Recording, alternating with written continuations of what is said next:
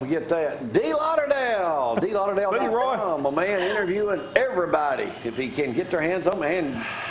What's Gambling with Eternity? That's Dusty's book. He's back. He got back last night from out west. He's been going out there with his mama and his sister and brother-in-law and brother and sister-in-law. So I wonder if his brother took big brother status and ran the trip, or did Dusty get to be in charge? Dusty probably ran it. I think he said he was going to drive everywhere. I think so. Well, I can't wait to hear his tales from out there. But they all went out. I bet there's some good stories coming out of. Well, he's probably sleepy. He don't think he got in until late last night. So what are you talking about today, Mr. Know-It-All? Well, I'm not running for public office. Okay. Let's put that to bed so my wife doesn't have a heart attack and blow my phone up. I made an announcement yesterday on Periscope. For several years, I've been working towards, my big thing is coach men of all ages to become the best version of themselves. And I've written a book. I'm working on 2 other books. But the best thing I do is talk. No. I can go on your website. Yeah, you're a motivational speaker of some sort. In a lot of ways, part of it is that. So I made the announcement yesterday. I'm getting into business doing speaking for a variety of audiences. You quitting your regular job? No. Oh, okay. No, I'm going to do. Again, his wife almost fell out of the chair. Yeah, I actually got hooked up with a guy in Nashville that does this kind of stuff, that's teaching me how he started the business doing it. So we just got the new website up, dlauderdale.com/speaking. You can see the topics I talk about. Was that what I saw yesterday? That's you. Oh, that was very impressive. Thank you. Very impressive. Thank you. I've got to go. The video clips weren't as good as I wanted them to be. One of the worst things, how it is in here, this place is lit so well that helps, but most of the places that I go speak, there's not a lot of lighting. So I've got to get some new stuff shot, but it still worked out okay. So I've done college football chapel, so I've started all the marketing stuff. The 2 areas that I'm really starting off with, the fraternal situation at colleges is driving me nuts. I bet. I mean, every time you turn around, there's some fraternity that's been stupid and getting kicked off campus, or some of their just rich kids. It's really not. No, that's the misinformation about it. If you go to Alabama, I can show you which fraternities are the very wealthy kids, but then you go down to some of the other ones, they're not wealthy kids. In fact, I had 2 friends whose sons were in frats. They made them work during the summer to pay their fraternity fees. Now, sororities are a different story in terms of money. Those are the expensive, the very expensive ones. But I just keep seeing these guys in fraternities just make stupid mistakes. Well, all of them had national fraternity offices.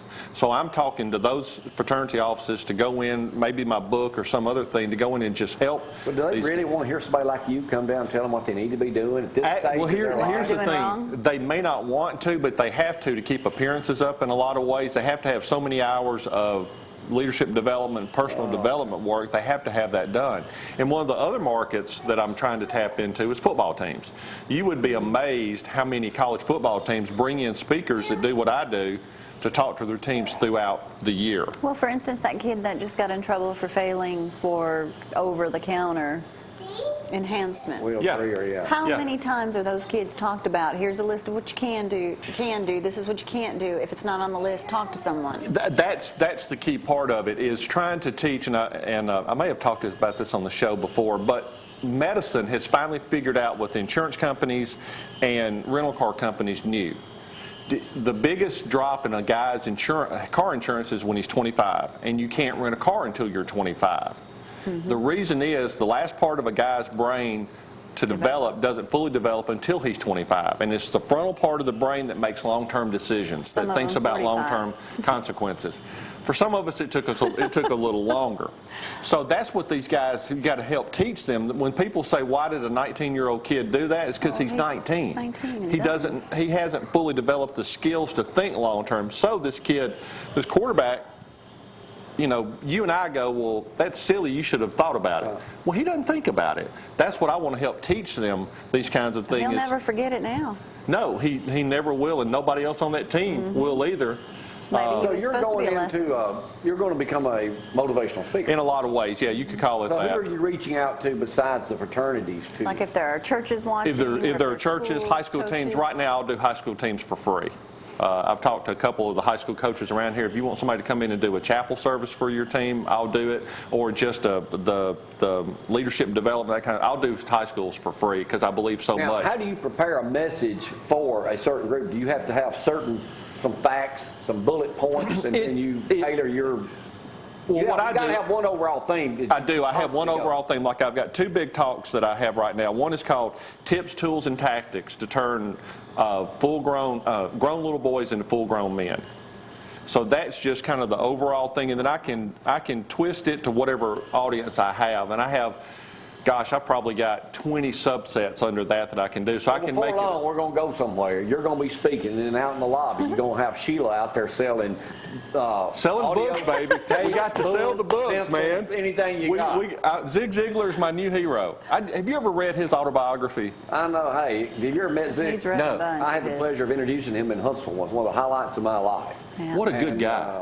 John Dees was with me when we went, and Gloria and I had breakfast with him. And he was, over 50 before he actually became He was 48 when he started. Successful? He didn't really get successful until he was in his early 50s. Yeah. And was one of the greatest motivational speakers. Died, 2 years ago, I believe? Yeah, a couple of years ago. Had the old pump. I've got one in my yard now. Had that pump. You got to prime the pump. Prime it. If you never heard Zig Ziglar, you missed out on an incredible opportunity. Yeah, if you're a sales guy or you just need some motivation, get anything Zig wrote, but especially get his autobiography. Do you realize that guy went broke like 3 times? Yeah, he used to be then he became the #1 salesman for cookware. Yeah. Door to door? Door-to-door cookware. Now, baby, if you make a living selling cookware door to door, you got it going on. You can really get going. Hey, I've got a couple letters he sent me.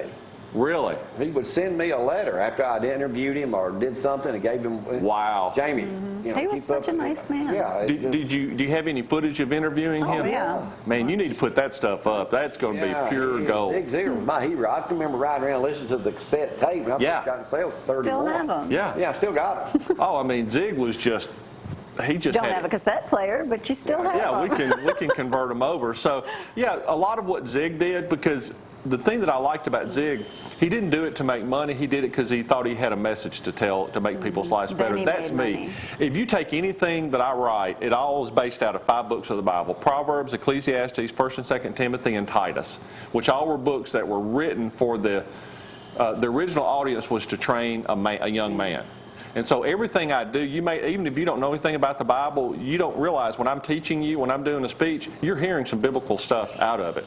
Then obviously I can tailor that more toward a church. I do a men's retreat thing that I do. It's called Reboot, and it's all biblically based. You like talking, don't you? Yes, I love talking. That's why it's good to come on the show and give you a break for a few minutes. And you do good at it. I'll let you fill in for me before long.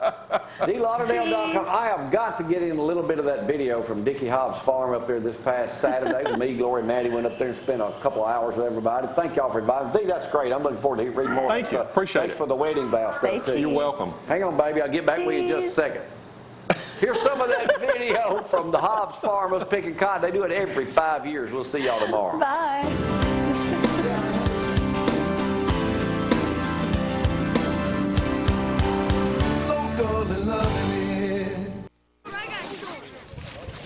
I told Uncle Chris I was going to give him a shot. Don't anybody stood up. That's how I want to do it, right?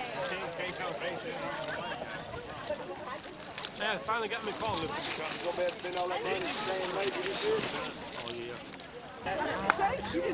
You know, my dad said he never mind paying taxes.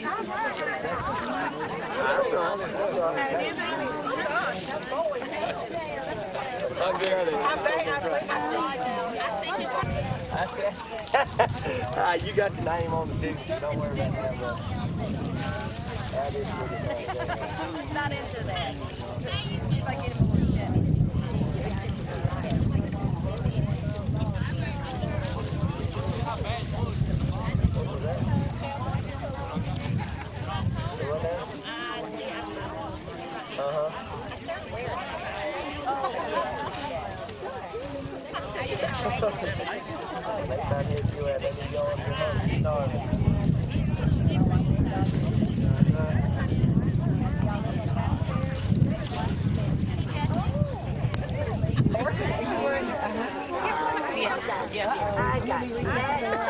The pregnant women pick the top part of the cotton.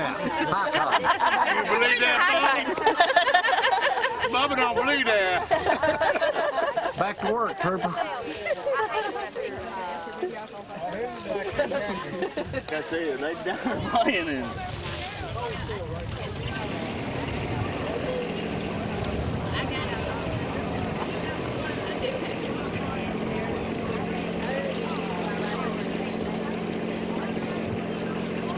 Jimmy, we got this sold for $2 a pound, and we're going to give it to the Elmont Methodist Church. All right, how big is this field? It's about 6 acres. And it'll take just 200 people here. How long would it take them to pick this? Well, we may get it by 12 o'clock. We've been, Well, I mean, on average, it's taking what, 4 hours maybe? yeah, maybe. Well, I With the think, machine, how long would it take? oh, 4 or 5 minutes with them 3 over there.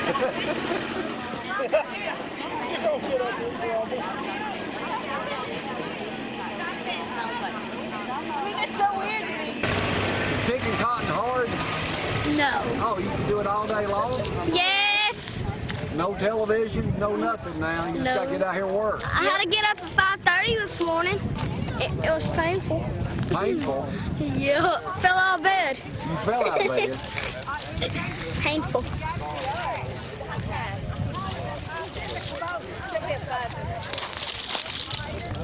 I can pick 400 a day. This is 200 right here. You can pick 400 a day? Yes, sir. This is 2. I can pick 4. Now or then? Then, that's right. Then, yes, sir.